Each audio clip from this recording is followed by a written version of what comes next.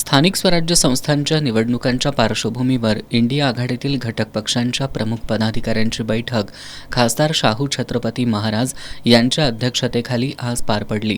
या बैठकीला विधान परिषदेतील काँग्रेसचे गटनेते आणि काँग्रेसचे जिल्हाध्यक्ष आमदार सतेज पाटील, आमदार जयंत आसगावकर, माजी आमदार ऋतुराज पाटील, माजी आमदार राजूबाबा आवळे, शिवसेना ठाकरे गटाचे उपनेते संजय पवार, राष्ट्रवादी काँग्रेस शरद पवार गटाचे जिल्हाध्यक्ष व्ही पाटील यांच्यासह घटक पक्षांचे पदाधिकारी उपस्थित होते।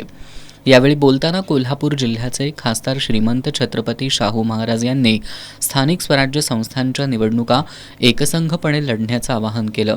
आमदार सतेज पाटील यांनी इंडिया आघाडीतील घटक पक्षांनी पुढील 15 दिवसांमध्ये तालुका स्तरावर कार्यकर्ते आणि पदाधिकाऱ्यांच्या बैठका घ्याव्यात असं सूचित केलं।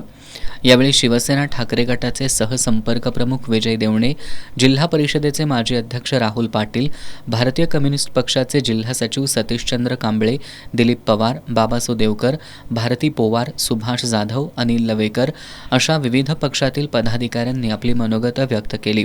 यावेळी राष्ट्रवादी काँग्रेस पवार गटाचे शहराध्यक्ष आर के पोवार, काँग्रेसचे शहराध्यक्ष सचिन चव्हाण, ठाकरे गटाचे शहर प्रमुख सुनील मोदी, गोकुळचे संचालक बाळासाहेब खाडे, चंद्रकांत यादव, दिलीप पवार, वसंत पाटील, उदय नारकर, बाळासाहेब सरनाईक, अनिल घाटगे, डी भास्कर, व्यंकप्पा भोसले, सरलाताई पाटील, सुलोचना नायकवडे, तौफिक मुल्लानी, विशाल देवकुळे, सुनील देसाई आदी उपस्थित होते।